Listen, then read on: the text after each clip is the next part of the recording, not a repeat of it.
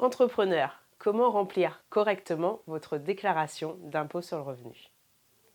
Depuis 2021, les entrepreneurs ont l'obligation de remplir sur la même déclaration à la fois les données qui servent à leur imposition fiscale, mais aussi les données qui servent au paiement de leur cotisation sociale. Il y a bien lieu de vite s'y perdre. On voit tout ça dans cette vidéo.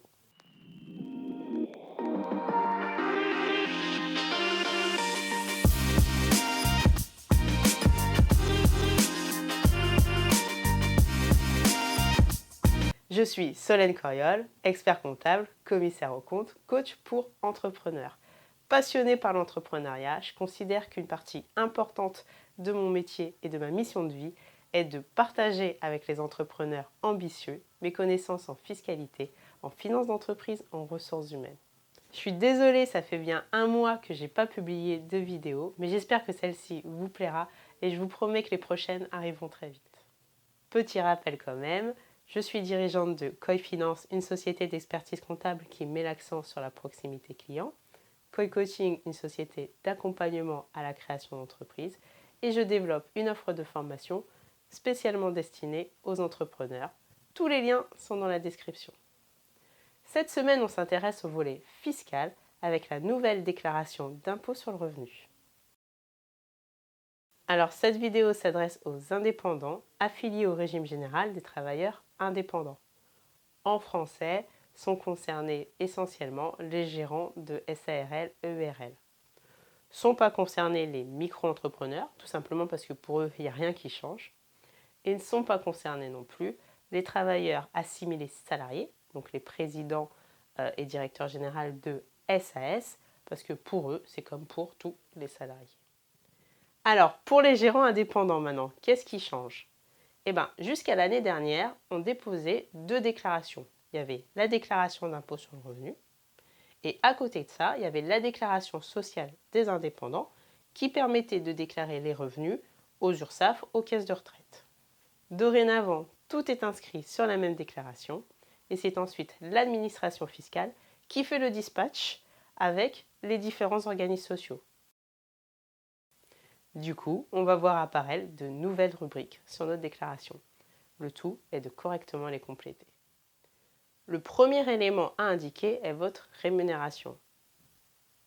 En fait, vous allez indiquer la rémunération perçue dans l'année civile, donc les prélèvements que vous avez faits. Mais attention, petit piège, il faut rajouter à cette rémunération la CSG-CRDS non déductible. Si vous ne savez pas comment obtenir ce montant, soit vous demandez à votre expert comptable, soit vous allez télécharger directement sur le site de l'URSSAF une attestation de CSG-CRDS.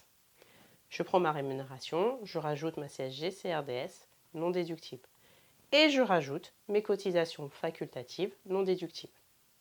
Concrètement, on a deux types de cotisations sociales. On va avoir les cotisations sociales obligatoires, les cotisations sociales facultatives.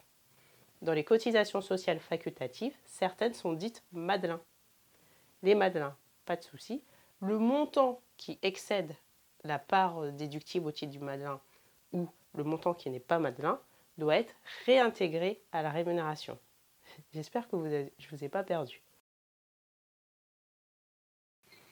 En gros, pour vos cotisations sociales facultatives, vous devez avoir reçu une attestation disant qu'elles sont Madelin et disant qu'elles sont déductibles jusqu'à tel montant. Tout ce qui dépasse ce montant, ou si vous n'avez pas l'attestation, vous le réintégrez dans votre rémunération.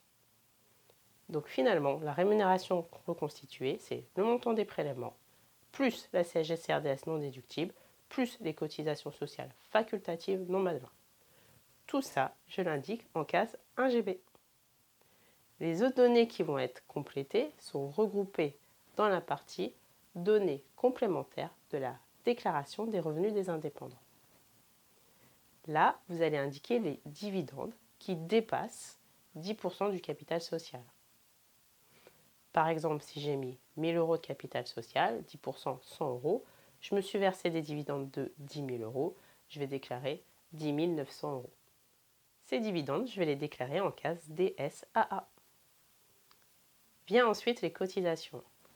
Vous allez indiquer les cotisations sociales facultatives, donc retraite, prévoyance, mutuelle.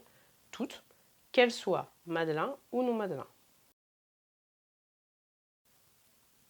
Et à côté de ça, vous allez indiquer les cotisations sociales obligatoires cette fois-ci, donc URSSAF, donc allocation familiale, maladie, retraite, mais hors CSG, CRDS et la participation de la formation.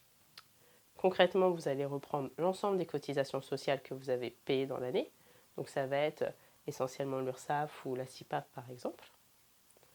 Et à ce montant, vous allez enlever la CSG, CRDS non déductible.